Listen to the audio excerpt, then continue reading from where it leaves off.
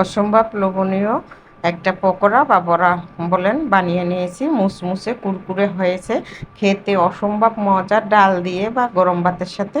তো পাট পাতা বা পাট শাক দিয়ে বানিয়ে নিয়েছি। এই গরমের মধ্যে একটা লোভনীয় খাবার এবং শরীরের জন্য উপকারী।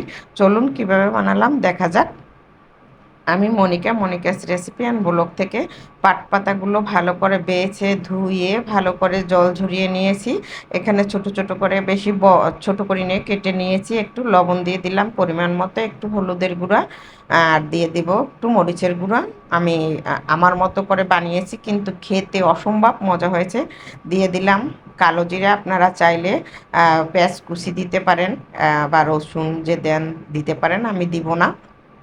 আমি একবারেই কালো জিরে দিয়ে করব। এখানে দিয়ে দিলাম ডাল বাটা, এটা খেসারি ডাল, একটু পাতলা করে বেটে নিয়েছে, কারণ পাতাগুলোর সাথে না হয় লাগবে না। তো ব্যাটারটা একটু পাতলাই করেছি। এখন দিয়ে দিব আমি চালের গুঁড়া। চালের গুঁড়োটা এবং ডালের সাথে দিলে মুচমুচে কুরকুরে হয়, খেতে অসম্ভব মজা লাগে।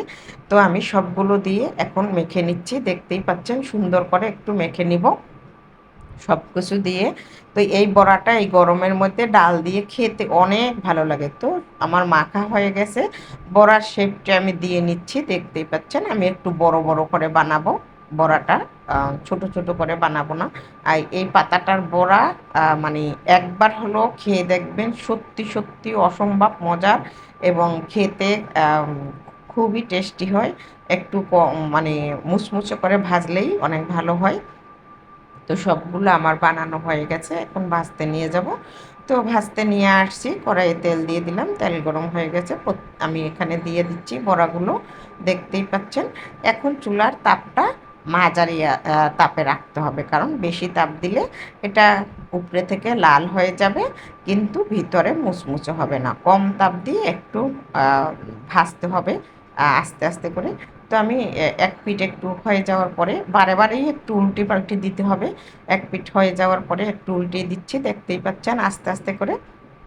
তো এভাবে করে আমি সবগুলো উল্টিয়ে দিয়ে বারে বারেই একটু আম, উম, 10-15 সেকেন্ড পর পর একটু উল্টি পাল্টি করে কুরকুরে করে ভেজে নিব।